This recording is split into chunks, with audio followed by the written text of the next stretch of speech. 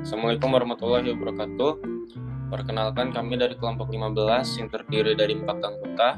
Yang pertama ada Maulia dengan NPM ujung 02, Jessica dengan NPM ujung 11, Triesta dengan NPM ujung 00, dan Emarkana dengan NPM ujung 26. Hari ini kita akan membawakan materi tentang sisi buruk dari kepemimpinan.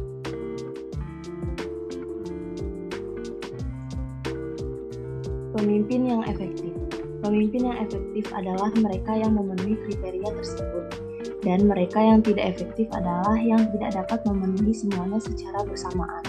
Pemimpin yang efektif harus mampu menempatkan organisasi atau orang-orang yang berada bawahan arahan ke ruang atau tempat yang lebih baik lagi bagi mereka untuk bekerja dan menjalani hidupnya. Next. Pemimpin yang buruk. Pemimpin yang buruk adalah para pemimpin atau leader yang tidak berhasil dalam menerapkan nilai-nilai positif di dalam kepemimpinannya dan cenderung memprioritaskan kepentingan pribadinya daripada kepentingan bersama. Kepemimpinan buruk pun dapat terjadi di berbagai tingkatan dalam suatu organisasi. Supervisor, manajer, dan para eksekutif contohnya. Mereka yang tidak sependapat dengan kebijakan perusahaan dapat mendorong pengikutnya untuk melakukan tindakan yang tidak sejalan dengan kemauan perusahaan. Tindakan-tindakan ini kemudian memicu penurunan kualitas lingkungan kerja mereka, pelayanan pelanggan yang buruk, usaha ganda yang tidak efektif, konflik antar tim, serta performa finansial yang tidak optimal merupakan beberapa dampak yang sangat mungkin dijumpai dalam perusahaan dengan kepemimpinan yang buruk.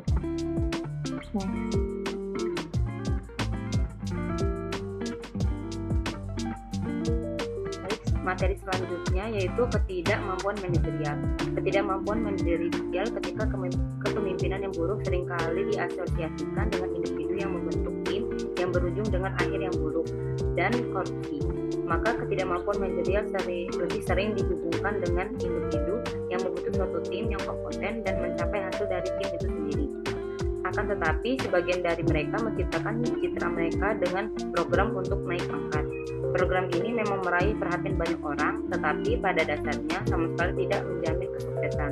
Para pemimpin seringnya mengangkat para manajer ini setelah melihat kinerja mereka dalam program tersebut.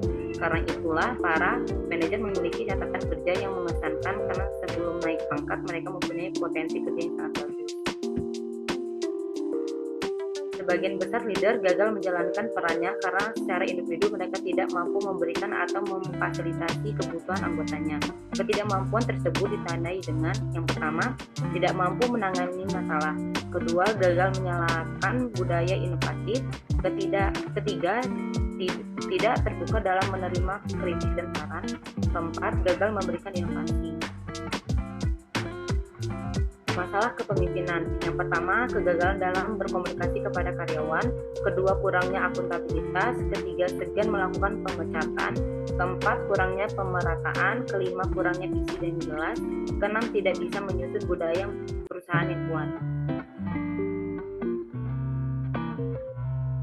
Materi selanjutnya itu kualitas kepemimpinan. Yang pertama, great system dengan bad leader, artinya sistemnya bagus, SOP dijalankan tetapi leadernya jelek, menyebabkan organisasi yang stagnan. Kondisi stagnan merupakan kondisi suatu yang terlihat seperti berjalan tetapi sebenarnya tidak bergerak dan sama saja.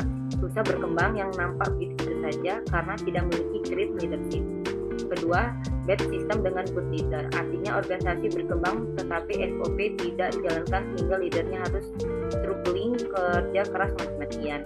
Ketiga, bad system dengan bad leader, artinya sistemnya berantakan dan pemimpinnya tidak tegas. Keempat, great system dengan great leader, artinya sistemnya bagus dan kepemimpinannya hebat, dapat menjalankan organisasi dengan efektif.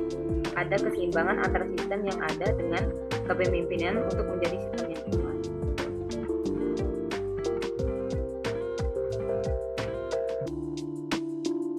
Selanjutnya ada penurunan manajerial. Penurunan manajerial dikemukakan oleh Hogan dan Kaiser. Menurut mereka, penurunan manajerial berarti adanya ketidakmampuan dalam membangun dan memimpin tim. Kandidat berpotensi tinggi dinyatakan gagal hanya karena mereka tidak tahu cara membangun tim. Pihak lainnya gagal karena mereka mengangkat orang-orang yang sama seperti mereka, yaitu orang-orang yang mementingkan kelemahan dan kekuatannya sendiri tanpa mengacukan anggota tim yang lain. Sebagian lagi ingin bertahan dalam posisi menonjol dan mengangkat staf yang tidak semahir mereka dan memandang rendah anak buahnya, meskipun mereka sendiri juga memiliki kekurangan. Next slide.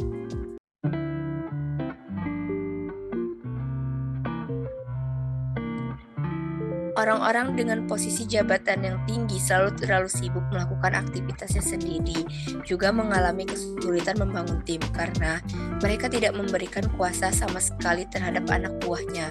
Karena para anak buah harus patuh terhadap setiap keputusan yang dibuat oleh pemimpin seperti inilah. Para pengikut tidak merasa terikat dan akhirnya menunjukkan performa kerja yang buruk. Next. Riset yang dilakukan mengatakan penurunan manajerial menghasilkan kesimpulan yang bagus karena banyak di dunia ini manajer yang hanya mementingkan hasil, memajang namanya, dan menjadi pemandu sorak saja. Ketidakmampuan menghadapi situasi yang rumit, sulit untuk beradaptasi dengan lingkungan yang baru, tidak dapat membangun tim yang baik merupakan faktor-faktor yang menyebabkan kegagalan seorang pemimpin. Berikut faktor yang mempengaruhi seorang itu dapat dilihat sebagai manajer yang kompeten. Next. Yang pertama, ancaman baru dari kompetitor, globalisasi, teknologi, pergantian pasar konsumen, kebijakan baru dari pemerintah, merger, pengakuisisian, pelepasan kepentingan dagang, bangkrut.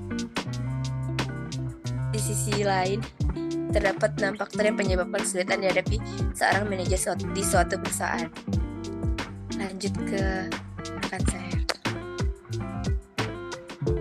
Yang pertama, ada gagal percaya. Setiap langkah manajer harus disertai dengan kepercayaan, entah atas dirinya terhadap atasan dan juga anggota tim. Harus mempunyai rasa ingin berkomitmen kepada rekan kerja.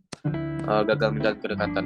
Mengenal masing-masing anggota tim sangatlah penting untuk kelangsungan kerjasama. Sebagai seorang manajer, Anda tidak bisa menyelesaikan tugas sendiri karena pemimpin harus bisa merangkul para rekan kerja untuk mencapai tujuan bersama dengan. Gagal memberikan pengarahan. Manajer merupakan orang pertama yang mengetahui tentang informasi seputar bisnis dan perusahaan.